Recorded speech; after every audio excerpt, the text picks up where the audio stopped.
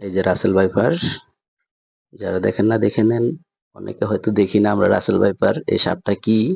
তো এই যে দেখুন, যে সাপটা ধরা হয়েছে এটা হচ্ছে চাঁদপুর, বহরিয়া, লক্ষ্মীপুর। এটা মারা হয়েছে, নদী থেকে উঠতেছিল, সবাই মিলে মারছে। এখন এই সাপটা এখানে আনার পরে অনেক মানুষ ভিডিও করতেছে, অনেক মানুষ দেখতেছে।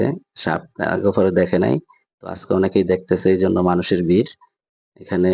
আমরা যত সাপ নিয়ে আতঙ্কে আছি, এখন সবার মুখে মুখেই সাপ। ইন্ডিয়া নিয়ে সবাই এখন আতঙ্কিত ভিতরে। আতঙ্ক এখন এমন মানুষের ভিতরে ছড়াইছে যে মানুষ সাপ ছাড়া কিছুই বুঝে না।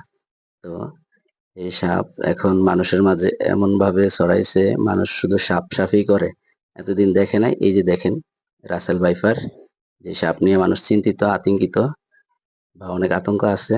এই সাপ সাপ এখন আজকে দেখলাম, আমরাও দেখলাম এবং কি সবাই দেখার সুযোগ হয়েছে। এই সাপ এখন সব জায়গাতেই দেখা যাচ্ছে, রাসেল ভাইপার। তো সাপ থেকে সবাই সাবধানে থাকবেন, দেখে শুনে চলবেন।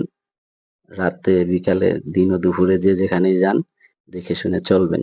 না হলে এই সাপ থেকে রেহাই পাবেন না।